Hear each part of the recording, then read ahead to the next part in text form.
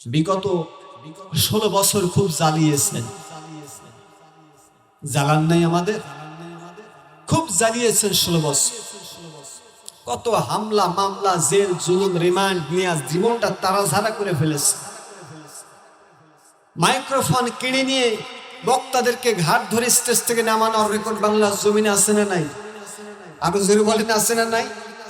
নিজেরা অন্যায় করেছেন, অপরাধ করেছেন, খুন করেছেন, ধর্ষণ করেছেন, আর সবগুলো চাপিয়ে দিয়েছেন বক্তাদের উপরে, টুপি আলার দাড়ি আলার উপরে। জোরে বলেন ঠিক কিনা? বলবেন না? মাঝে মধ্যে আমি একটু গল্প বলি, বলবো নাকি?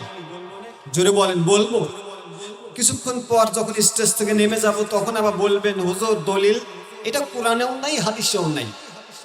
একটা গল্প জাস্ট দৃষ্টান্ত বোঝানোর জন্য বলবো তো বাস।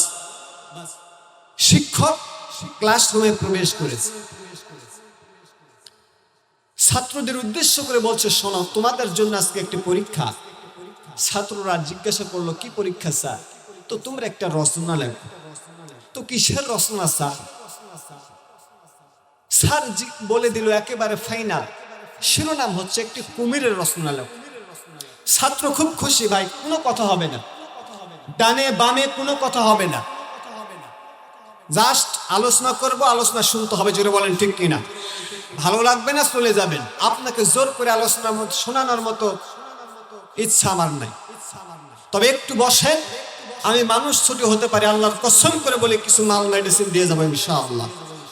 আমার ভাইয়ের ছাত্র জিজ্ঞাসা করলেন, কিসের রচনা স্যার? একটু কুমিরের রচনা লেখো। ছাত্র খুব খুশি, এটা ব্যাপার হলো, লেখা শুরু করলো। কুমির একটি জলচর প্রাণী, একটি মুখ, দুইটি চোখ, চারটি পা, একটি লেজ, লেজের উপরের অংশে খাসকাটা খাসকাটা খাসকাটা। বাস 2-4টা শব্দ লেখার পর 8 থেকে 10 পৃষ্ঠা শুধু খাসকাটা খাসকাটা দিয়ে ভরা দিয়েছে। আচ্ছা বলেন তো, স্যারের মেজাজ ঠান্ডা না গরম? গরম না?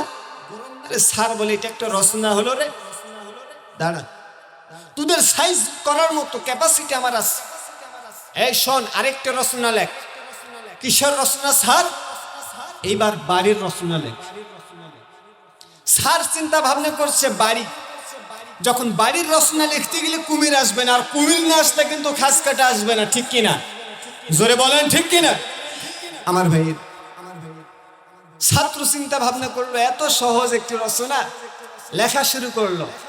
8 তলা বিশিষ্ট একটি বাড়ি, সমুদ্রের কিনারায় অবস্থিত। জোয়ার ভাটার ফলে হঠাৎ করে জোয়ার আসছে, আর জোয়ারের পানির সঙ্গে একটি কুমির বাড়ির মধ্যে প্রবেশ করেছে।